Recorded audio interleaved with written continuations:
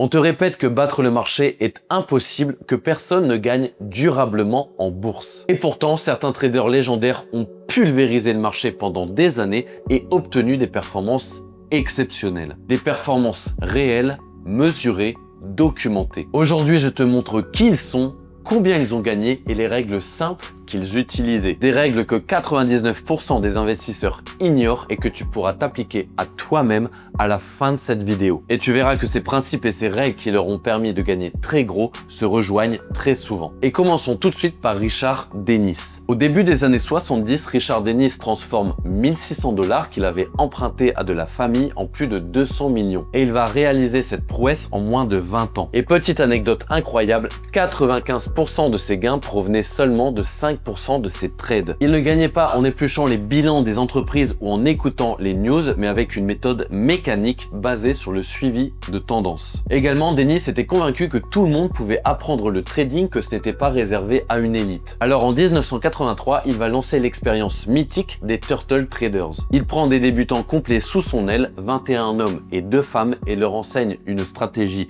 simple, stricte et disciplinée. Et il va leur confier à chacun entre 500 000 et 2 millions de dollars. Résultat, plusieurs d'entre eux réalisent plus de 100% de performance annuelle sur plusieurs années. Et le groupe réussit l'exploit de générer en 5 ans environ 175 millions de dollars de profit. Et le secret des Turtle Traders se trouvait dans l'obéissance absolue aux règles qui étaient édictées par Dennis. Entrer uniquement quand le marché te le permet, couper ses pertes sans négocier avec son ego, laisser courir tes positions gagnantes. Et surtout, Dennis acceptait de rester en cash, c'est-à-dire sans aucune position sur les marchés pendant quelquefois très longtemps, 70 à 80% du temps, lorsque le marché n'offrait rien d'exploitable. Le second profil incontournable, le second trader de légende, c'est Paul Tudor Jones. Paul Tudor Jones devient célèbre lors du Black Monday du 19 octobre 1987, alors qu'il anticipe que les marchés mondiaux vont se prendre une énorme claque. Pendant que le Dow Jones perd environ 23% sur une seule journée, son fonds, à lui, gagne environ 100 millions de dollars sur cette seule journée. Mais son vrai secret, ce n'est pas la macroéconomie, ce n'est pas un investisseur value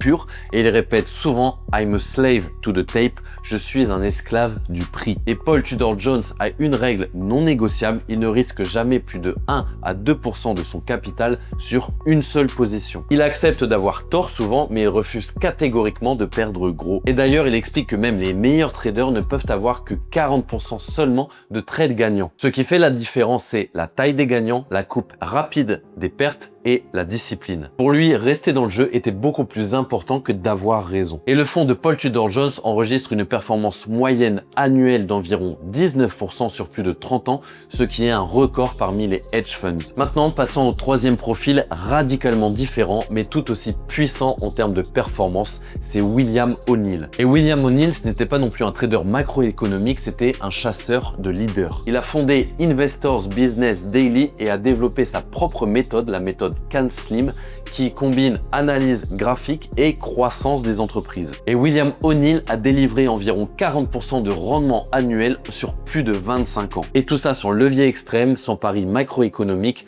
mais avec sa méthode statistique et une discipline stricte. Et lorsqu'il gérait de l'argent institutionnel, il a même eu plusieurs années à plus de 100% de rendement annuel. William O'Neill a étudié plus de 100 ans de données boursières et son constat est simple. Les plus grosses performances viennent d'actions qui sont des leaders de marché dans des marchés haussiers et il investissait au moment précis où elles cassaient une résistance. Et il s'est spécialisé dans le fait de reconnaître ces schémas et d'investir dessus encore et encore. Et sa méthode CanSlim a été testée rétrospectivement sur les leaders des marchés US des dernières années. Sa méthode a été testée sur des leaders comme Apple en 2004, Nvidia en 2016, Tesla en 2019 ou encore Microsoft dans les années 90. Et toutes ont démontré exactement les mêmes caractéristiques avant leur explosion en bourse. Et O'Neill insistait sur un point fondamental, une action peut être une excellente entreprise, mais rester un mauvais investissement pendant des années. Le timing est fondamental avant d'investir sur une action. Et comme la plupart de ces traders légendaires, O'Neill utilisait des stops stricts. Une action qui, après l'achat, perd 7 à 8% de sa valeur doit être vendue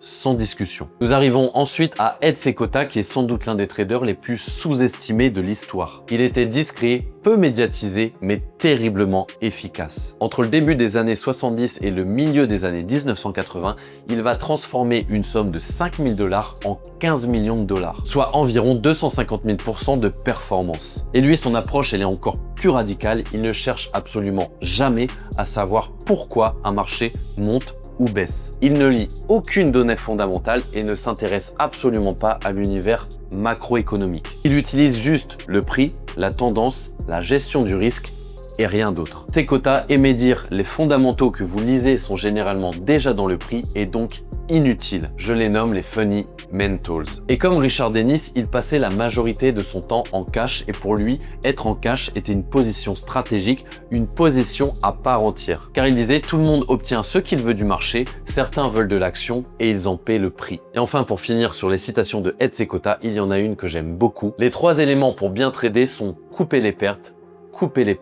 et couper les pertes. Si vous pouvez suivre ces 3 règles, alors vous avez une chance de réussir. Enfin, abordons le dernier trader de légende et c'est Stanley Druckenmiller. Druckenmiller, c'est un des investisseurs les plus constants et les plus respectés de l'histoire moderne. Il a dirigé le fonds Duquesne Capital Management qu'il a fondé en 1981. Et sur plus de 30 ans, Druckenmiller, il a généré une performance annuelle moyenne de 30% sans aucune année négative. C'est un fait quasiment unique dans l'industrie des gérants de fonds. À la fin de son activité en 2010, Duquesne Capital gérait environ 12 milliards de dollars. Et ses performances reposaient sur 2 principes fondamentaux extrêmement simples. Le premier principe, c'est la concentration extrême quand la conviction est maximale. Druckenmiller expliquait qu'il préférait avoir 1 à 2 positions majeures plutôt que 20 petites. Lorsqu'il identifiait une tendance macroéconomique claire, il n'hésitait pas à envoyer 20 à 30% de son capital sur une seule idée et même parfois plus. Parce que pour lui, la diversification excessive diluait la performance. Et deuxième principe, il ne restait jamais exposé quand le marché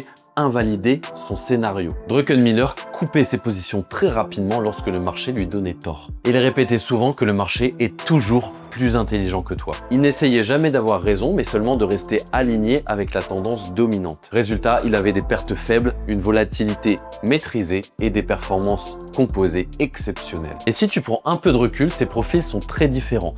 Des époques différentes, des marchés différents, des styles différents. Mais tu peux constater qu'ils ont certains grands principes qu'ils partagent absolument tous. Tout d'abord, ils coupent leurs pertes très rapidement. Ils ne vont jamais s'acharner si le marché invalide leurs convictions. Au contraire, ils sortent très vite. Ensuite, ils acceptent de rester en cash la majorité du temps. Ils ont appris à maîtriser leur impatience et n'investissaient que s'il y avait une opportunité. Et enfin, ils avaient une gestion du risque qui était très stricte. Ils ne risquaient que peu de leur capital sur un trade. Et pour bâtir mon système de trading, je me suis inspiré de ces traders légendaires. Et comme tu peux le voir, je tourne cette vidéo le 14 janvier 2026 et sur le début de l'année, je suis déjà à 10% de rendement. Et tout ça en construisant un système simple, ultra performant et qui n'a pas besoin de ta présence constante devant les écrans, simplement de quelques minutes par semaine. Et si tu veux découvrir mes performances sur l'année 2025 ainsi que les prémices de ma méthode, alors n'hésite pas à télécharger la ressource gratuite que je t'ai mis en description. Tu risques d'avoir quelques surprises. Mais si ton objectif c'est comme ces investisseurs de légende de cracher du rendement et de tutoyer les étoiles,